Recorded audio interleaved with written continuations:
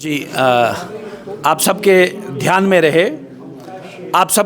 रहे कि एक ऐसी 2-3 लाइनें जो असेंबली रूल्स ऑफ प्रोसीजर मैं स्पेसिफिक मेंशन करूंगा। रूल 174 से लेके रूल 187 ये गवर्न करते हैं कि एक रेजोल्यूशन कैसे लाएगा। दिखाना ज़रा मुझे रूल्स ऑफ प्रोसीजर प्लीज़।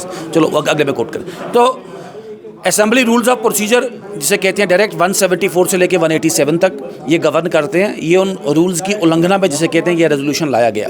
ये रेजोल्यूशन भारत के संविधान के भी विरुद्ध है, चूंकि भारत के संविधान की 2 धाराएं, article 141 which says all legislative, all executive, all judicial authorities shall act in accordance with the judgment of the Supreme Court. तो सुप्रीम कोर्ट का जो फैसला है all legislative, executive, judicial authorities पे मान्य है। तो वो जो कॉन्स्टिट्यूशन बेंच का जजमेंट वो इनके ऊपर भी बाइंडिंग है। फिर तीसरा, इनका रिव्यू पिटीशन पेंडिंग है सुप्रीम कोर्ट में। एक केस पेंडिंग किसी भी विधानसभा के पटल पर, खासकर इस विधानसभा के पटल पर डिस्कस नहीं हो सकता।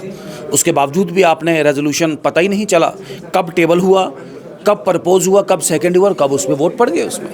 तो इतनी भी क्या जल्दी है, इतना भी क्या आप कंपटीशन करना चाहते हैं? पीपल्स डेमोक्रेटिक पार्टी का ड्रामेबाजी का कंपटीशन किया जा रहा है कश्मीर में।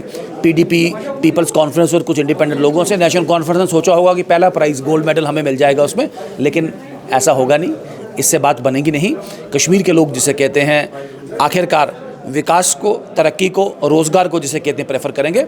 और आने वाले दिनों में जनता जो है इसे प्रचंड बड़े ज़ोर शोर से जिसे कहते हैं ऐसे मजाक का, ऐसे मुजस्मे का जवाब देगी और नेशनल कॉन्फ्रेंस ढूंढी नहीं दिखेगी कश्मीर के राजनीतिक परिप्रेक्ष्य में। जी, जानना चाहेंगे कल जो है आखिरी दिन है सेशन का, तो क्या कुछ एक्सपेक्ट हम कर सकते हैं कि कल के दिन में क्या होगा? भारतीय जनता पार्टी के लिए संविधान एक होली बुक है।